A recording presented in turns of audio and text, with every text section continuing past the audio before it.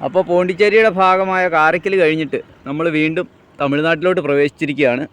ഇപ്പോൾ കേന്ദ്രഭരണ പ്രദേശം മാറി ഒരു സ്റ്റേറ്റിലോട്ട് തന്നെ നമ്മൾ വീണ്ടും പ്രവേശിച്ചിരിക്കുന്നു. ഇതെല്ലാം ചതുപ്പ് നിലങ്ങളാണ്, ഉപ്പുവെള്ളം കയറി കിടക്കുന്ന പ്രദേശങ്ങളാണ്. ഇവിടെയെങ്ങും ബണ്ടുകളോ കാര്യങ്ങളോ ഒന്നുമില്ല. അത് ആ കാണുന്നതല്ല, ഇത് മീനുകളെയൊക്കെ വളർത്തുന്ന സ്ഥലങ്ങളാണ്. അപ്പോൾ ഈ പ്രദേശങ്ങളൊക്കെ പിന്നിട്ട് നമ്മൾ തമിഴ്നാടിൻ്റെ ഭാഗത്തൂടെ മുൻപോട്ട് പോയിക്കൊണ്ടിരിക്കുകയാണ്. ഇനി ഒരു 80 കിലോമീറ്റർ കഴിഞ്ഞാണ് നമുക്ക് പുതുച്ചേരിയിലേക്ക് പ്രവേശിക്കാൻ പറ്റുന്നത്. അപ്പോൾ നമ്മൾ ഇനി പോകുന്ന ദൂരങ്ങൾ എന്ന് പറഞ്ഞു കഴിഞ്ഞാൽ ചിദംബരം ഉണ്ട്. അത് കഴിഞ്ഞിട്ടാണ് പോണ്ടിച്ചേരി വരുന്നത്. പോണ്ടിച്ചേരി കഴിഞ്ഞ് ചെന്നൈ കഴിഞ്ഞ് നമ്മൾ അതേ റൂട്ടിൽ പോയിട്ട് ആന്ധ്രയിലോട്ട് കയറാം എന്നാണ് വിചാരിക്കുന്നത്. ഈ ആഴ്ച തന്നെ നമുക്ക് അങ്ങോട്ട് പ്രവേശിക്കാമെന്നാണുള്ള ഒരു ആഗ്രഹം. പിന്നെ സാഹചര്യങ്ങളുടെ സമ്മർദ്ദം മൂലം നമുക്ക് ചിലപ്പോൾ ലേറ്റ് ആവേണ്ടി വരും, കാരണം മഴയുള്ള സമയമാണ്. അപ്പോൾ ശരി, നമ്മുടെ യാത്ര തുടരുകയാണ്. ഹലോ, നമസ്കാരം. ജോപ്പൻ്റെ യാത്രയുടെ പുതിയ അധ്യായത്തിലേക്ക് ഏവർക്കും സ്വാഗതം.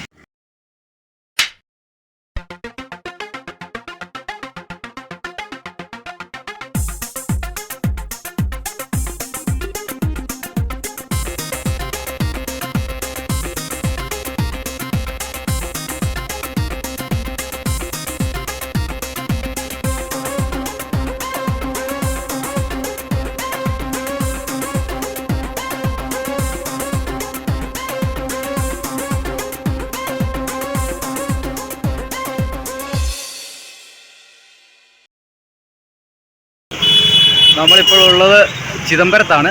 ചിദംബരത്തെ നടരാജ ക്ഷേത്രത്തിൻ്റെ എൻട്രൻസിലാണുള്ളത്.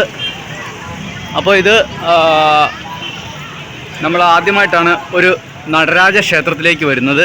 ചിദംബരത്താണ് ഈ ക്ഷേത്രം സ്ഥിതി ചെയ്യുന്നത്. അപ്പോൾ ഉള്ളിലേക്കുള്ള പ്രവേശന കവാടവും മതിൽക്കെട്ടുമൊക്കെ ആണ് നമുക്ക് കാണാൻ പറ്റുന്നത്. ആദ്യത്തെ പ്രവേശന കവാടത്തിനുള്ളിലാണ് ഇതിൻ്റെ ഗോപുരം സ്ഥിതി ചെയ്യുന്നത്. ആദ്യത്തെ ഗോപുരമാണ്. 4 സൈഡിലും ഗോപുരങ്ങളുണ്ട്. അപ്പോൾ ഈ സൈഡിൽ തെക്ക് വശത്തെ ഗോപുരത്തിലൂടെയാണ് ഞാനിപ്പോൾ പ്രവേശിക്കാൻ പോകുന്നത്.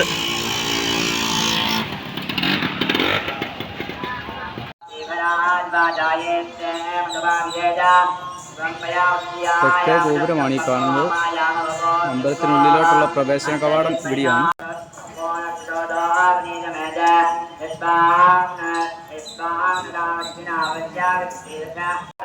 ശിവതാണ്ഡവത്തിൻ്റെ എല്ലാ രൂപഭാവങ്ങളും ഇവിടെ ചിത്രീകരിച്ചിട്ടുണ്ട്.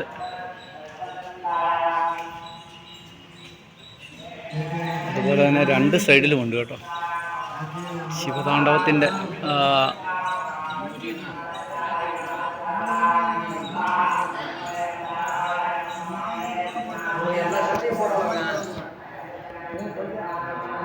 അപ്പം നമ്മൾ ക്ഷേത്രത്തിനുള്ളിലേക്ക് പ്രവേശിക്കുകയാണ്. ക്ഷേത്രത്തിൻ്റെ പ്രധാന കവാടമല്ലിത്. ഇതിനുള്ളിലാണ് ക്ഷേത്രം സ്ഥിതി ചെയ്യുന്നത്. 3 ചുറ്റുമതിലുകൾക്കുള്ളിലാണ് ഈ ക്ഷേത്രം സ്ഥിതി ചെയ്യുന്നത്. നാട്യകലയുടെ എല്ലാ ഭാവങ്ങളും ഈ ക്ഷേത്രത്തിൻ്റെ വിവിധ ഭാഗങ്ങളിൽ പ്രദർശിപ്പിച്ചിട്ടുണ്ട്.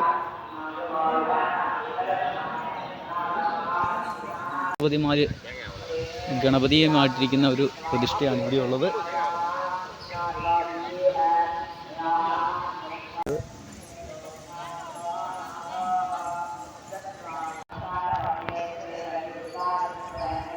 തെക്കേ ഗോപുരത്തിൽ നിന്നും കയറി വരുമ്പോഴാണ് നന്ദി വിഗ്രഹം കാണാൻ പറ്റുന്നത്. പടിഞ്ഞാറേ ഗോപുരം.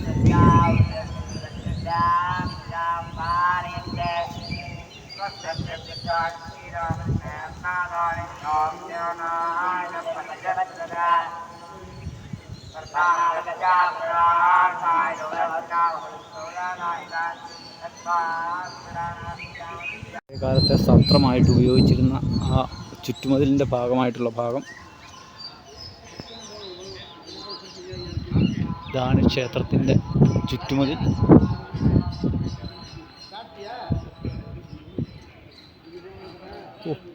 വളരെ ബൃഹത്തായ ഒരു നിർമ്മിതിയാണ് കേട്ടോ ഇത്.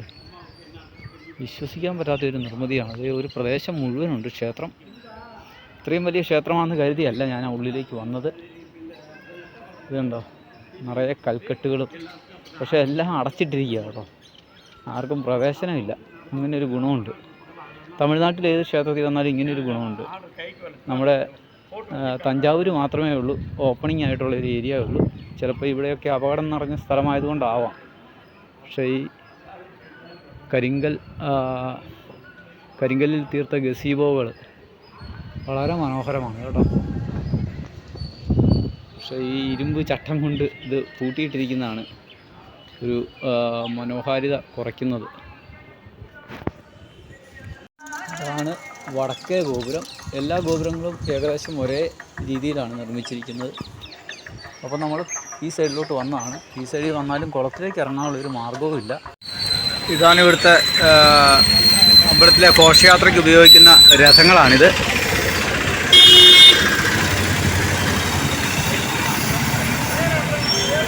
അതും ഇപ്പോൾ കവർ ചെയ്തുള്ള പരിപാടി നടന്നുകൊണ്ടിരിക്കുകയാണ്. തമിഴ്നാട്ടിലെ ക്ഷേത്രങ്ങളിലൊന്നും പ്രധാന സ്ഥലങ്ങളിലോട്ട് പണ്ട് കാലത്ത് രാജാക്കന്മാർ അത് ജനത്തിന് പ്രയോജനം ചെയ്യുന്ന രീതിയിൽ പണിതു വച്ചെങ്കിലും പിന്നീടുള്ള ആളുകൾ അത് ജനത്തിന് പ്രയോജനകരമല്ലാത്ത രീതിയിലേക്ക് മാറ്റുകയാണ് ചെയ്യുന്നത്. അപ്പോൾ നമ്മളൊക്കെ ശബരിമലയിൽ പുതിയ പുതിയ സൗകര്യങ്ങൾ ചെയ്തു കൊടുക്കുമ്പോൾ ഇവിടെയുള്ള സൗകര്യങ്ങൾ അവർ ഒതുക്കിക്കളയുകയാണ് ചെയ്യുന്നത്. മാക്സിമം റഷ് വരുത്തുക എന്നുള്ളതാണ് ഇവരുടെ രീതി.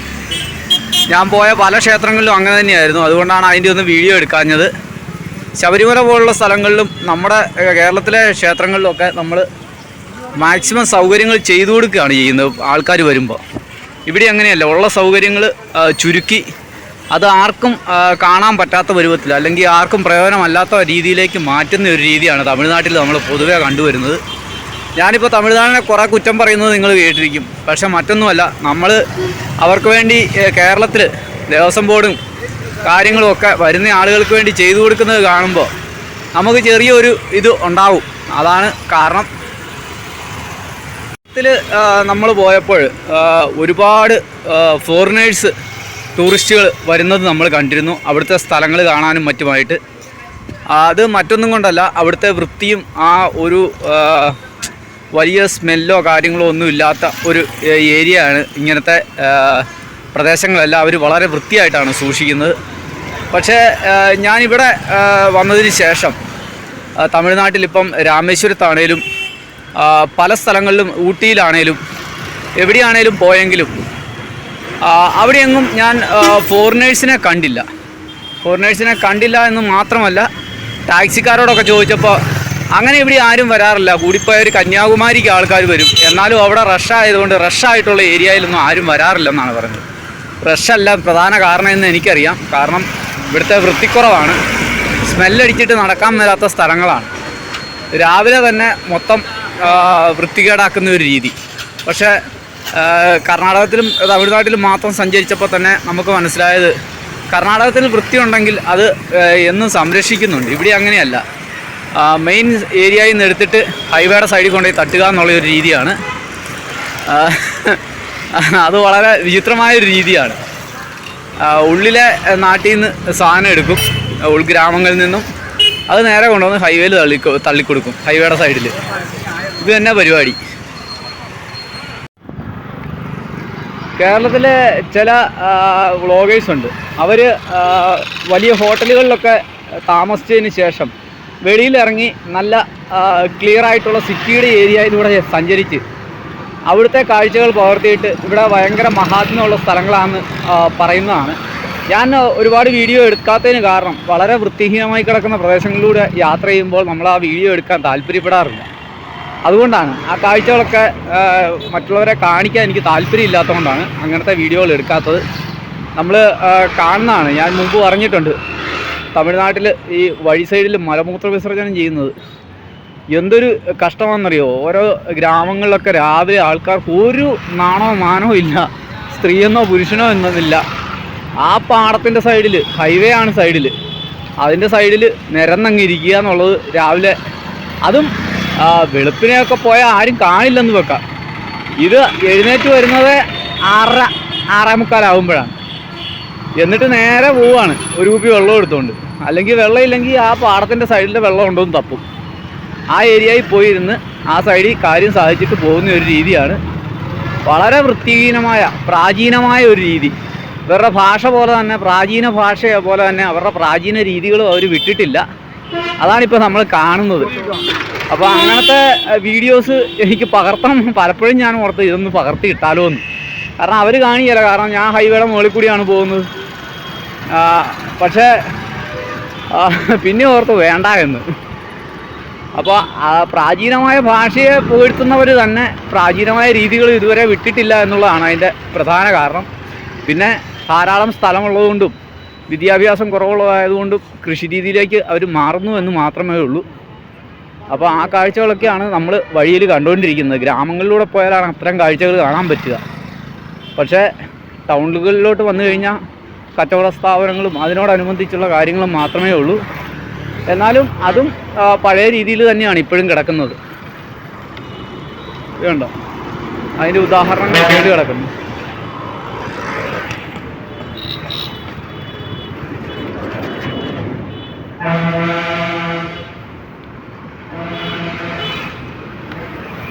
പിന്നെ ഇവിടുത്തെ പ്രധാന പ്രശ്നം എന്ന് പറഞ്ഞാൽ ഡ്രൈവിങ്ങിന് ഒരു ഇതുമില്ല.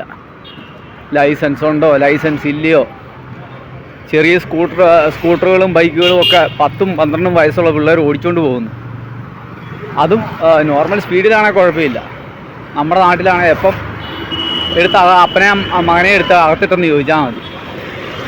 ഇവിടെ അങ്ങനെ ഒരു നിയമ വ്യവസ്ഥയേ ഇല്ല.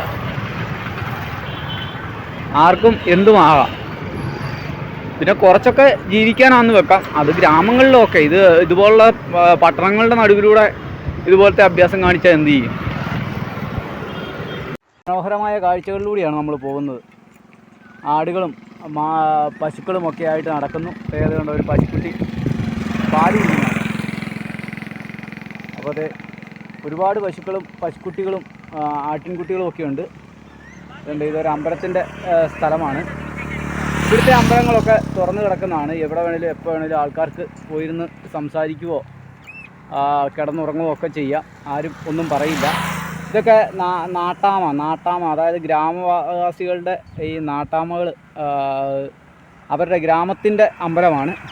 ഇവിടെയാണ് ഈ നാട്ടുകൂട്ടമൊക്കെ കൂടുന്നത്. അതായത് ആൾക്കാർ പഞ്ചായത്ത് കൂടുക എന്ന് പറയും. ഈ ഗ്രാമത്തിൻ്റെ ഒരു പഞ്ചായത്ത് കൂടുന്ന പ്രദേശമൊക്കെ ഈ അമ്പലത്തിനോടനുബന്ധിച്ചാണ്.